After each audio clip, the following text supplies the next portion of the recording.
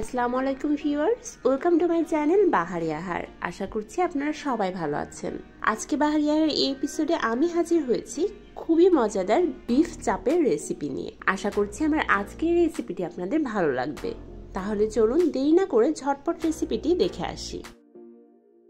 So beef চাপ তৈরির জন্য ফার্স্টে আমি এখানে বেছে বেছে সলিড মাংসগুলো নিয়ে নিয়েছি। দেখতেই পাচ্ছেন পিসগুলো কিন্তু একটু বড় বড়। এখন আমি একটি নাইফের সাহায্যে ঠিক এভাবে মাঝ বরাবর স্লাইস করে কেটে নিচ্ছি।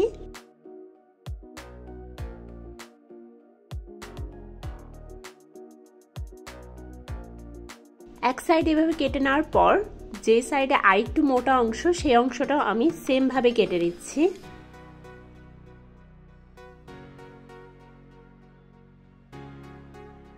দেখতেই পাচ্ছেন মোটা মাংসের পিসটাকে আমি একদম পাতলা স্লাইস করে কেটে নিয়েছি।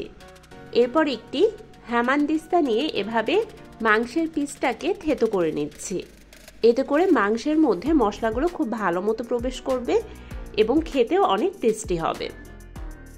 সো সেম প্রসেসে আমি সবগুলো মাংসের টুকরো রেডি করে নেব।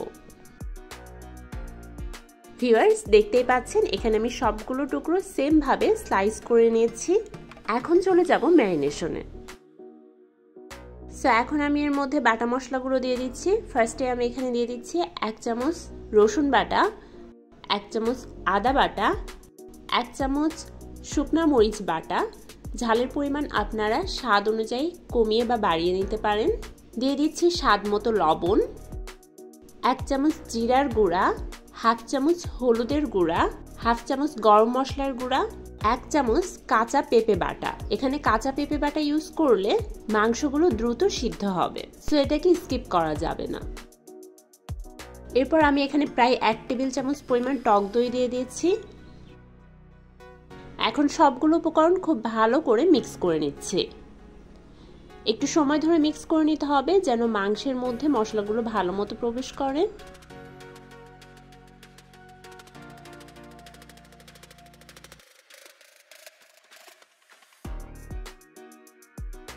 সো দেখতেই পাচ্ছেন বিফগুলো ম্যারিনেট করা হয়ে গেছে।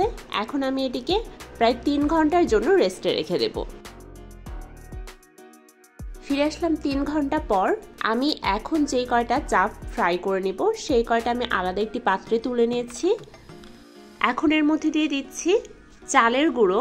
আপনারা চাইলে কিন্তু বেসন দিয়েও এটি করতে পারেন।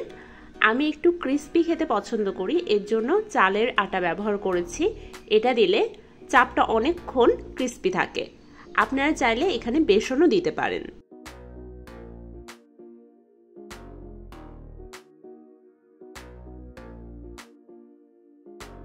সো ম্যারিনেট করা হয়ে গেলে এখন আমি চলে যাব এগুলো ফ্রাই করার জন্য। এর জন্য ফ্রাই প্যানে আমি সামান্য পরিমাণ তেল নিয়ে নিয়েছি। তেলের মধ্যে এক এক করে পিস অ্যাড করে দিচ্ছি।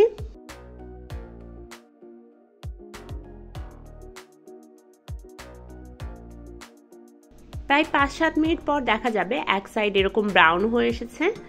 এখন এ পর্যায়ে আমি এর সাইড চেঞ্জ করে দিচ্ছি।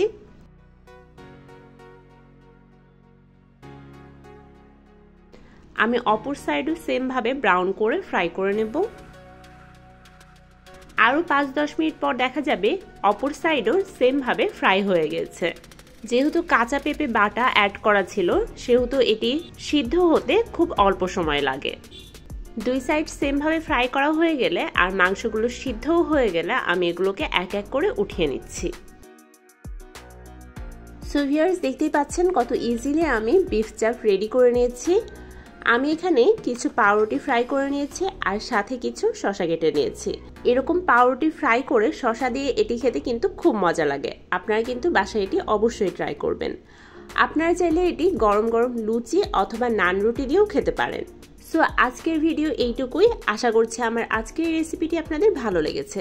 আমার রেসিপি যদি ভালো লেগে থাকে তাহলে অবশ্যই আমার চ্যানেলটিকে সাবস্ক্রাইব করবেন, লাইক কমেন্ট শেয়ার করে আমার চ্যানেলের সাথেই থাকবেন। আবার আসবো নিউ এপিসোডে নিউ কোনো রেসিপি নিয়ে। সবাই ভালো থাকবেন, সুস্থ থাকবেন। আল্লাহ হাফেজ।